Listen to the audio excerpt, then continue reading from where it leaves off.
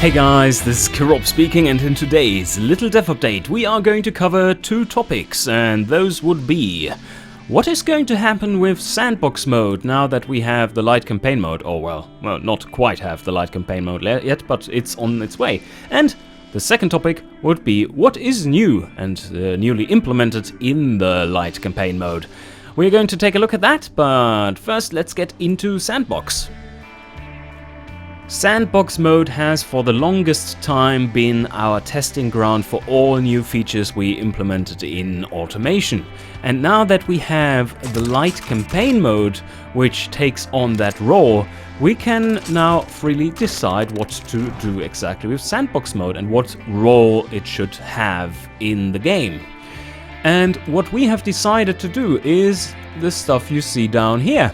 We have completely removed the engineering and factory tooling aspects from Sandbox Mode because it really doesn't belong there. The Sandbox Mode is about building cars and engines, but not actually tooling for them and not having your engineering team looking into engineering the stuff you have set up. So what we are going to do is just remove the final two tabs you had and resort back to the original version, which we had where it ended all with the market tab. So this is your final overview page just as normal, and you get your price estimates based on the old calculations, which are decent. And we just skip everything which comes thereafter. And one thing I would like you to think about why that makes perfect sense is it's really impossible to tell how much more the infrastructure costs for making a car. You could be buying a complete new factory, which you set up and have to tool for a new car, or you could just squeeze it into an existing production.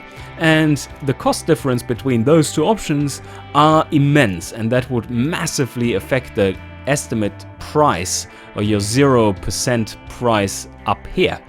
And with that, well, there's not much to say about it really. So it doesn't help you to gauge how good your build is.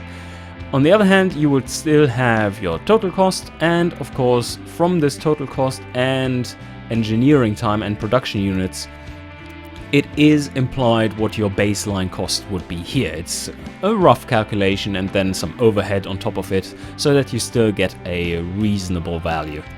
At least in some cases. Maybe not in the most extreme cases, like for instance this one. That might be a little cheap for this one. Anyway, so with that out of the way, we can take a look at what the new features in the campaign are. Not much has changed in the actual setup of the campaign. You still don't have any options here, but there will be plenty once this is all done. But what has changed is quite a few just features which you knew from before, from the Sandbox mode. These drop-down selections here shouldn't be there. Instead, there should be buttons for different viewing modes of your current project and the economies and the regions and your factories and so on. But what is new down here, as you can see from the missing button, replace project and cancel project, there has been something added to the game which makes perfect sense. When you are currently making a car and you want to replace it with another car, instead of just buying new factories all the time, like in the last Little Dev Update I showed you, you had basically to do that, or to cancel a production outright, and then you would shut down all production, the factories would be empty, while the things are engineering, and then be put into production once the car is ready. So now it is all much more streamlined and automatically so. What happens now is, well, we can just take a look, right? I'll make a car and show you.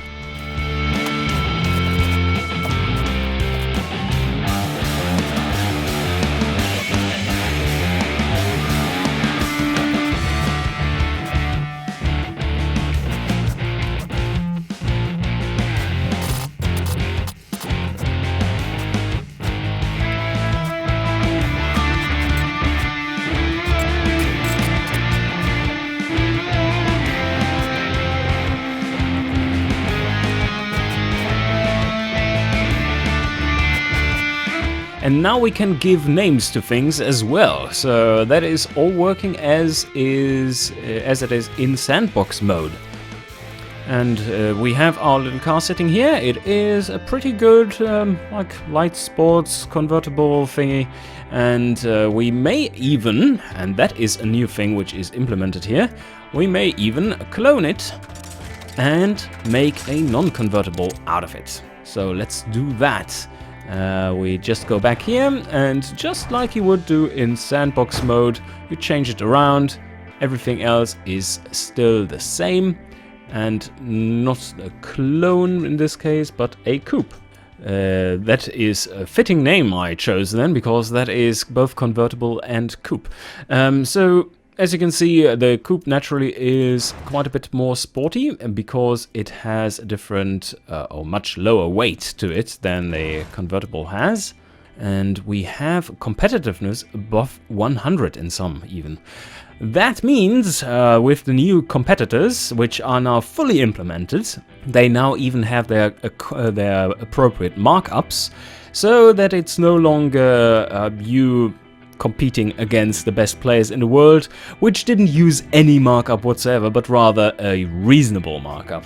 And well, so far difficulty settings aren't implemented, but will be implemented so that they are scaled to be much easier. But this car very, very nicely optimized for the short time I gave it. So we now have, and can switch between, this one, which happily sits in these categories, and the other one, which I just showed you. So this is the convert.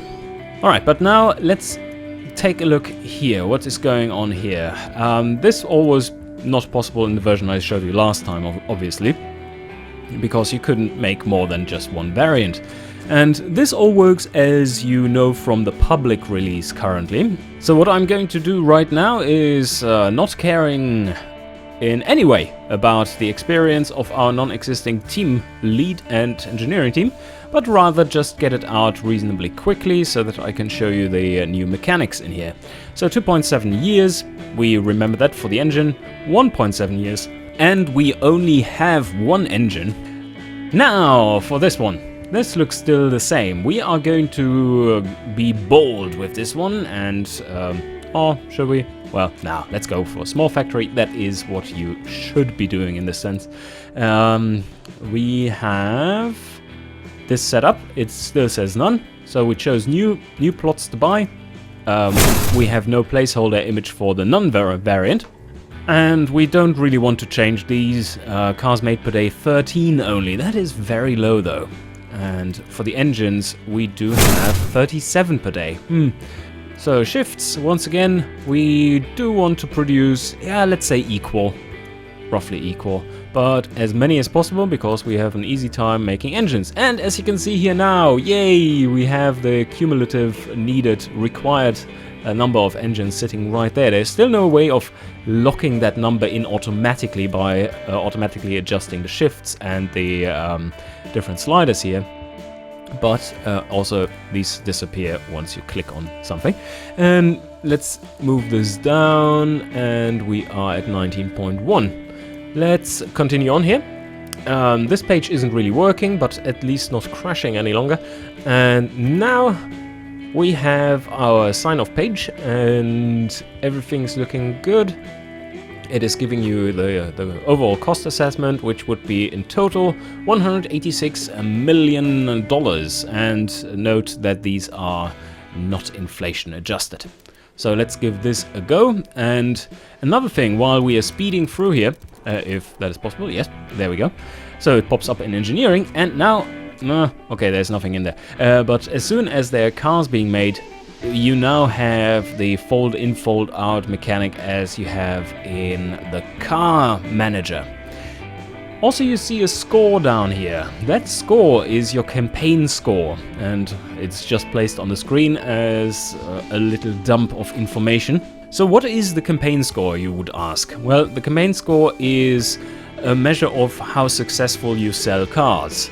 And the more prestigious the cars are, the more score you get per car, but obviously the markets for these cars are much smaller.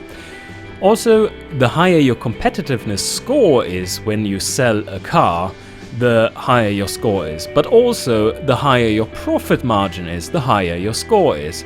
At a 0 profit margin, you don't get any score. So what you want to do is to make really good cars. Oh, now production has started. Let's see how the sales are. You want to make really good cars, and plop, we almost got 1 point. Yay! In 1 month. That's pretty good, actually. And let's see how much. Yeah, we are getting back quite a bit. So what you want to do is to maximize your profit margin. You want to maximize the competitiveness score at the same time, which depends on price. So the lower the price, the higher the competitiveness score. But yeah, if you don't get any score for it, then that is kind of useless. So that you have at least some point of reference while you're playing. So let's say we are producing this car for a little while, and we are doing pretty well with the sales, we are getting score, and we are getting our money back, and that is very important, of course. So now you also see that we can fold down this one, and you see everything that is connected to it, and we are building a little stock of the engines, which we are slightly overproducing. You could be using this stock of engines in another car production. So if you set up one production to overproduce engines slightly, you can just build a car factory instead of an engine factory and a car factory for building another car, and just designate this one as your engine stock to use for your next production. But okay, let's say we have been tired out of producing this car, although you would be going on for much longer than this. But now if we make another car, it just goes in here. And let me just quickly design one.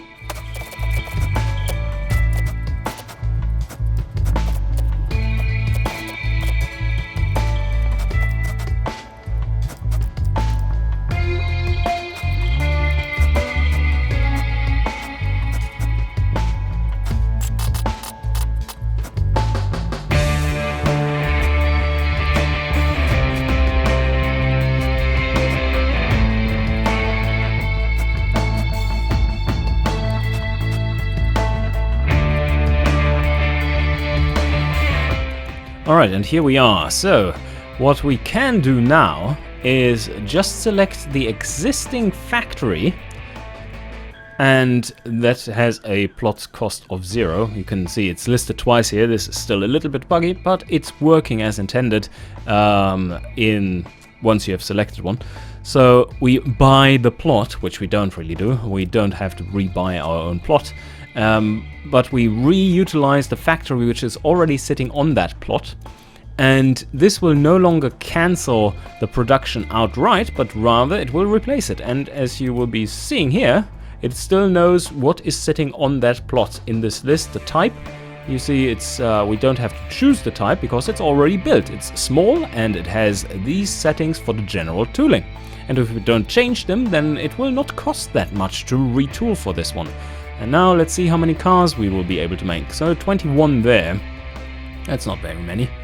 Is that the actual number? Yes, it is.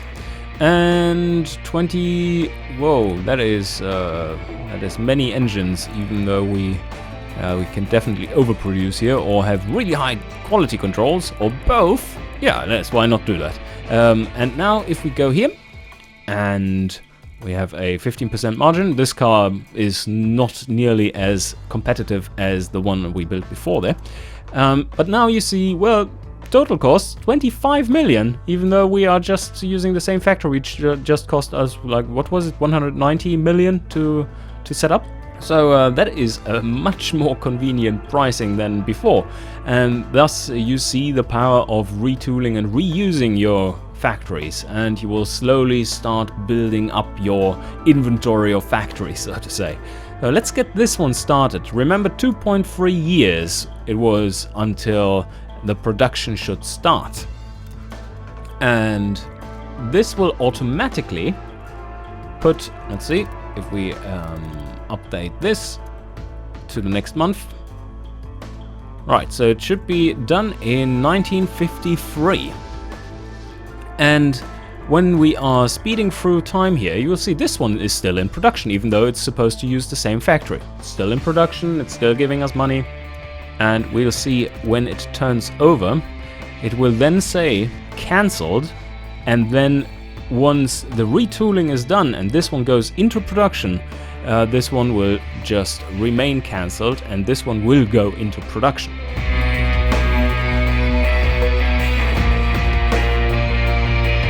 And there we have the cancel, which was about half a year before it actually is in production. And now this one actually is already in production. So you can see this is a really efficient way of setting up your productions because you have very little downtime and time. And now we are producing this one, while this one would still sell off any inventory that is left. So if you have a big production and you are overproducing, you can in the final months just amp up production so that you get a little bit of a stock.